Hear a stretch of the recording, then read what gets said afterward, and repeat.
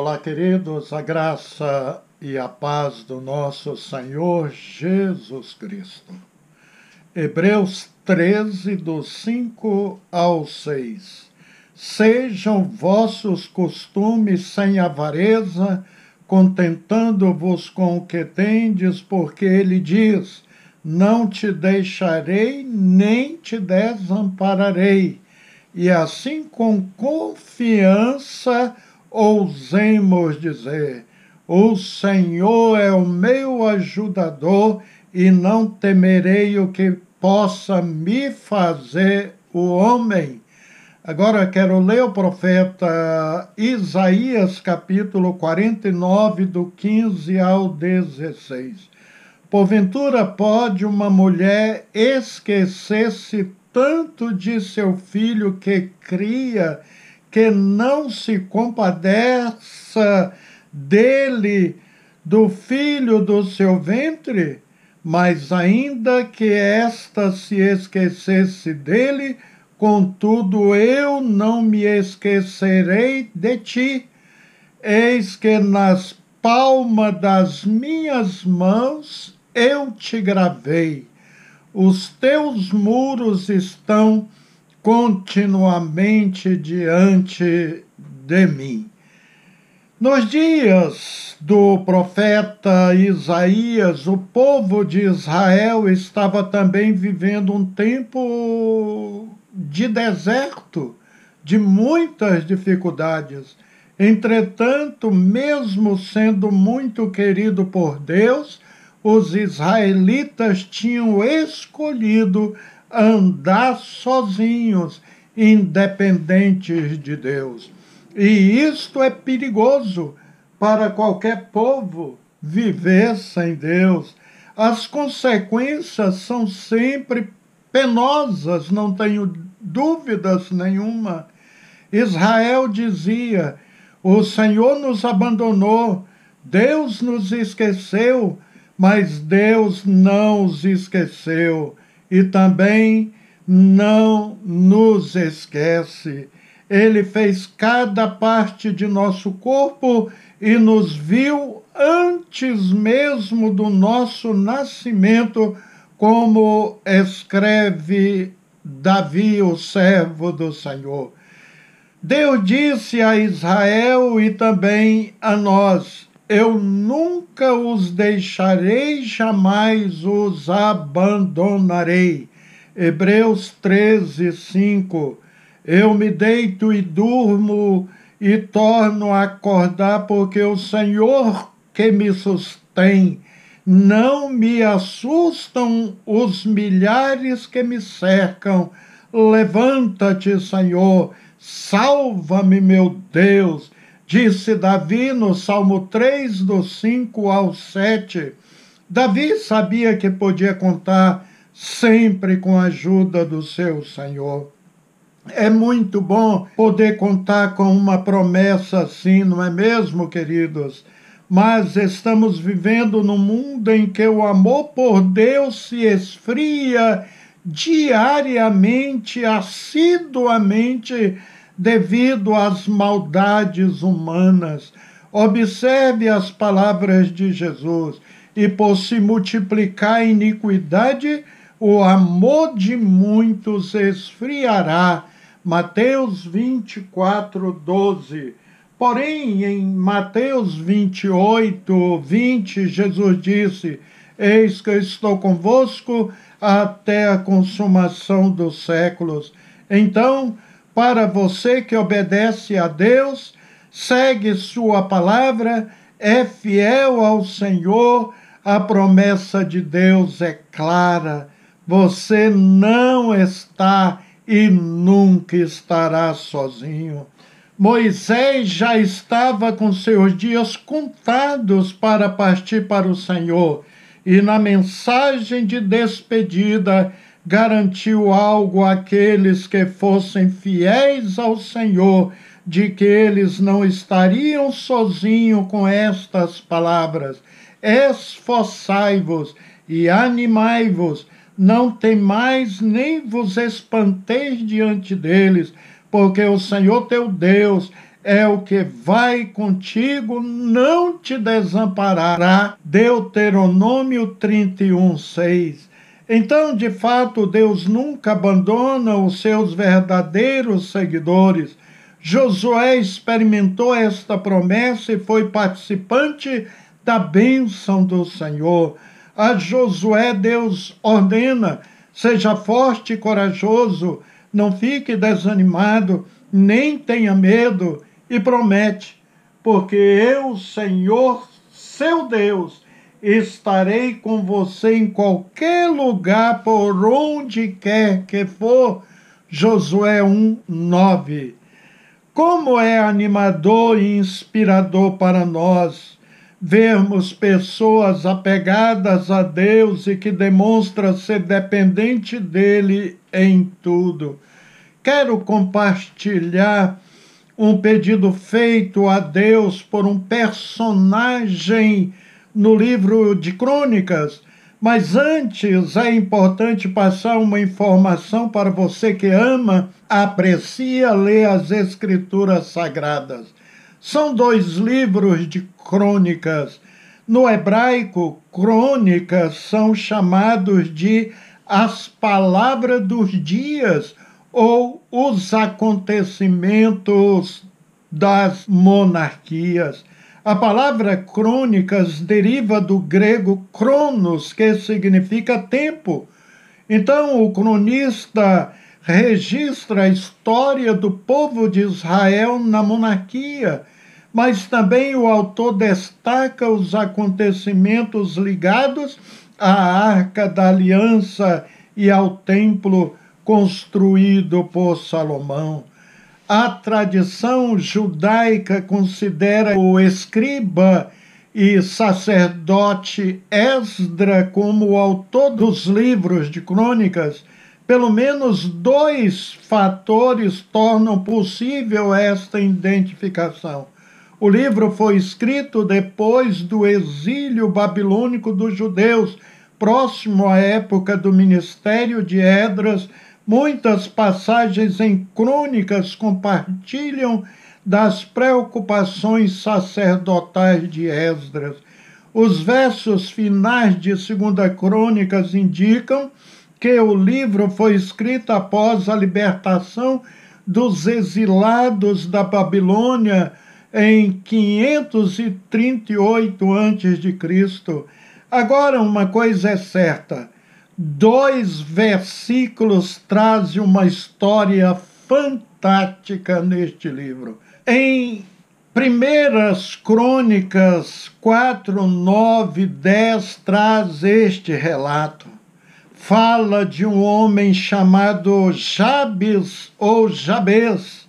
Seu nome foi colocado por sua mãe, dado o grande sofrimento que ela teve durante a sua gravidez e especialmente no momento do parto. Esta mulher sofreu tanto. Talvez, se fosse nos dias de hoje, ela teria entrado às pressas num centro cirúrgico e teria sido submetida a uma cesariana.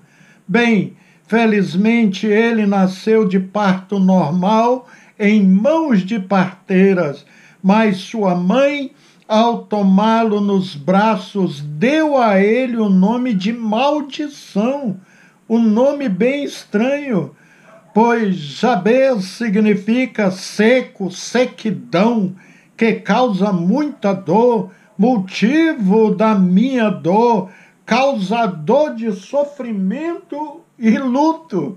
Era o nome desse menino. O significado de Jabez na raiz hebraica é isto. Na verdade, a sua mãe imortalizou, ou seja, ela conta a sua própria história no nome deste filho. Pode ser que ele tenha sido, um filho indesejado de uma gravidez não planejada, não sabemos, não podemos levantar conjecturas com relação às palavras bíblicas. O certo é que não sabemos muito sobre a sua mãe ou sobre o seu pai. A Bíblia não diz que ela era casada, e sim que tinha outros filhos. O certo é que Jabes nasceu no meio de dores, e a sua mãe não pensou nas consequências e colocou logo o nome que marcaria para sempre a vida desta criança. Quem sabe que os meninos debochavam dele com piadinhas em cima do seu nome. O certo é que o nome de Jabes não o ajudava, mas ele não ficou lamentando o seu passado. Hoje muitas pessoas ficam só remoendo o passado, que não os ajudarão em nada.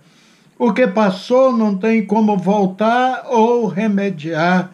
Jabes recebeu um nome amaldiçoado, mas você sabia que logo que Daniel e os seus 3 amigos foram levados cativos de Israel para a Babilônia, ambos tiveram seus nomes trocados pelo rei Nabucodonosor? Sim, observe, Daniel recebeu o nome de Beltesazar, que significa Bel protege a vida do rei.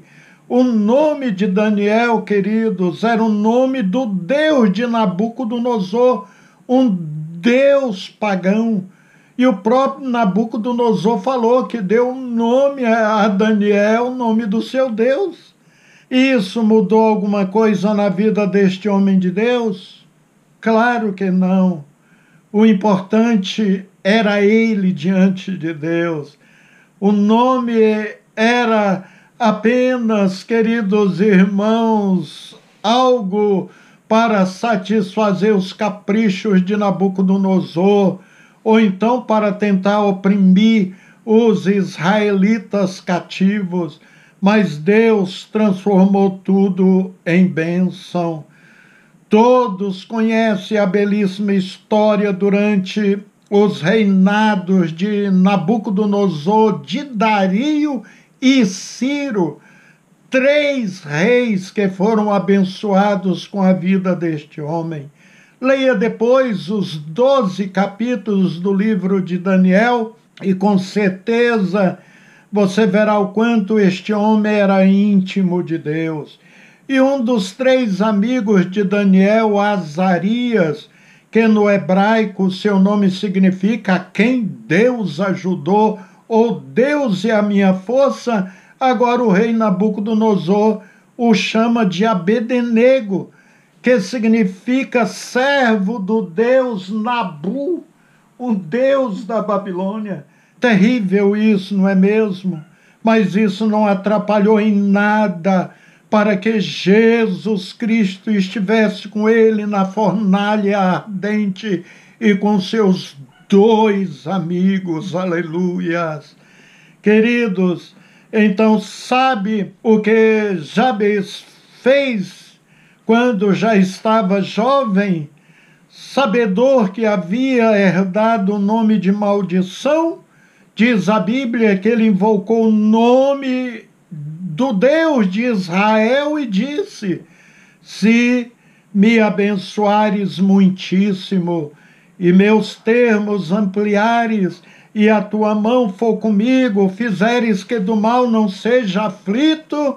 E Deus, queridos, lhe concedeu o que ele tinha pedido. Notem a primeira frase da oração deste homem do passado: se me abençoares muitíssimo. Foi ambicioso demais?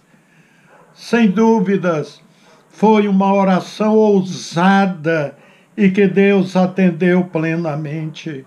E porque foi considerado depois, queridos, o mais ilustre de seus irmãos, é porque pediu uma bênção muito grande a Deus: se me abençoares muitíssimo. Imagine, irmãos, de amaldiçoado pela própria mãe, agora através da libertação de Deus, o mais nobre, o mais ilustre de sua família e possivelmente de seu povo, de seus contemporâneos. Isso também me faz lembrar da história de Davi, que tinha 6 irmãos, mais importantes do que ele, homens musculosos, guerreiros, porque pertencia ao exército do rei Saul.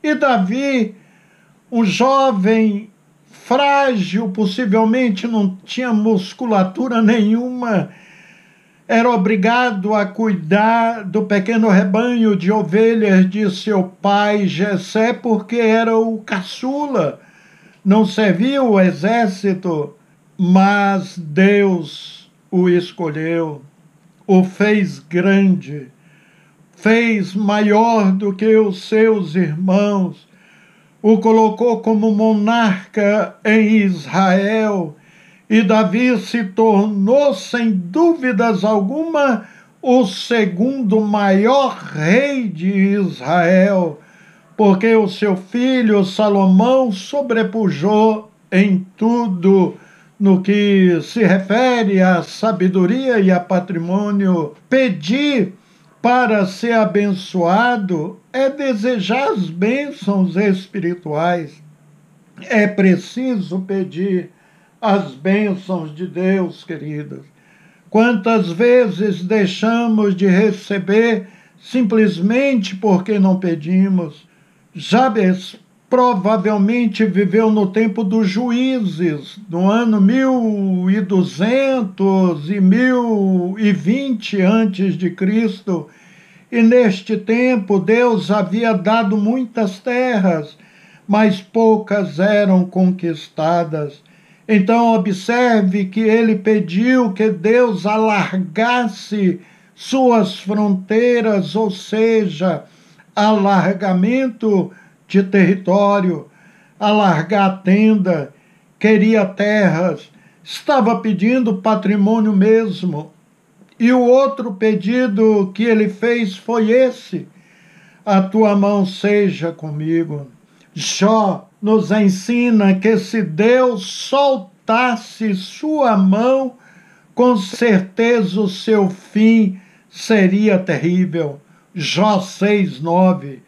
O sucesso de todos que confiam em Deus ou confiaram em Deus nos tempos bíblicos e os crentes do presente foi a boa mão de Deus. Observe o que lemos em Esdras 7, 6 e o 28. Este Esdras subiu de Babilônia e era escriba hábil na lei de Moisés, que o Senhor Deus de Israel tinha dado, e segundo a mão do Senhor seu Deus que estava sobre ele, o rei lhe deu tudo quanto pedira, e que estendeu para mim a sua benignidade perante o rei e os seus conselheiros e todos os seus poderosos do rei. Assim me animei, segundo a boa mão do Senhor meu Deus sobre mim, e ajuntei dentre Israel alguns chefes para subirem comigo. No texto que lemos de Isaías 49:14, o profeta sublinha uma frase que estava na boca do povo: Deus me abandonou, o Senhor se esqueceu de mim. Nada disso, querido. O verso 15 revela o amor de Deus como uma mãe que não pode esquecer de um recém-nascido. Assim também o Senhor não esquece a sua cidade e o seu povo. E finalmente disse: eis que te gravei nas palmas da mão, teus muros estão continuamente diante de mim. O seu povo escolhido, representado pela cidade de Jerusalém, está gravado na sua mão, está diante dos seus olhos. É uma questão central para Deus, queridos. Vale ressaltar que pedir A mão de Deus sobre nós é ficar na sua completa dependência. Sabia que o último pedido de Jabes é também o último pedido de Jesus na oração do Pai Nosso? Observe Mateus 6,13. E não nos deixes cair em tentação, mas livrai-nos de todo mal. Foi o que este homem pediu também. O que me chama a atenção é que Deus responde a uma oração ousada. O texto de 1 João 5, 14 e 15 nos incentiva a fazermos orações ousadas também. Observe, esta é a confiança que temos ao nos aproximarmos de Deus. Se pedirmos alguma coisa de acordo com a sua vontade, Ele nos ouve. Se pedirmos alguma coisa de acordo com a sua vontade, Ele nos ouve. Estou repetindo. E se sabemos que Ele nos ouve em tudo o que pedimos, sabemos que temos o que dele pedimos. Encerrando, Salomão disse que a bênção do Senhor traz riqueza e não inclui por dor alguma. Provérbios 10, 22. Então, parafraseando este versículo, podemos dizer que a bênção do Senhor Deus traz prosperidade e nenhum esforço pode substituí-la. Então, a bênção de Deus só traz prazer, alegria e produz dentro de nós felicidade. Saiba, querido, que você está nas mãos de Deus. Amém. Oremos. Bendito e eterno Pai, Tua é a honra, a glória, o poder e o domínio para todo sempre. El Shaddai é o Senhor, digno, o único digno de receber os nossos tributos.